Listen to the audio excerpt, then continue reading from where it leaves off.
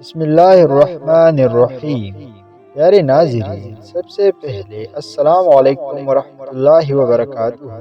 ناظرین، آج کے ویڈیو میں ہم آپ کو ایک ایسے حدیث کے بارے میں بتائیں گے جس میں رسول اکرم صلی اللہ علیہ وسلم نے ارشاد فرمایا ہے کہ شادی کر لو، شادی کر لو۔ وہ حدیث یہ ہے، حضرت انس بن مالک رضی اللہ عنہ سے روایت ہے کہ رسول اکرم صلی اللہ علیہ وسلم نے اپنے صحابہ میں سے ایک صحابی سے فرمایا، اے فلاں، کیا تم نے شادی کر لی؟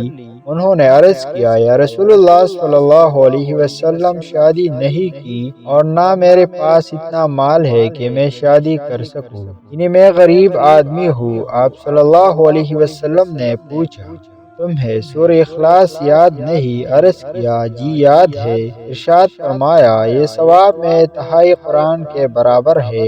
پوچھا، کیا تمہیں سورۃ اذا جاء نصر اللہ یاد نہیں؟ عرض کیا، جی یاد ہے۔ ارشاد فرمایا، یہ ثواب میں چوتھائی قرآن کے برابر ہے۔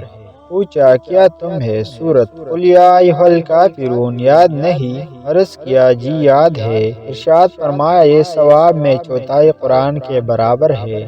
پوچھا، کیا تمہیں سورۃ اذا زلزلت یاد نہیں؟ عرض کیا، جی یاد ہے۔ ارشاد فرمایا، یہ ثواب میں چوتھائی قرآن کے برابر ہے۔ شادی کر لو، شادی کر لو۔ ناظرین، رسول اللہ صلی اللہ علیہ وسلم کے اس ارشاد مبارک کا مقصد یہ ہے کہ جب تمہیں یہ صورت یاد ہے تو تم غریب نہیں بلکہ غنی ہو، لہٰذا تمہیں شادی کرنی چاہیے۔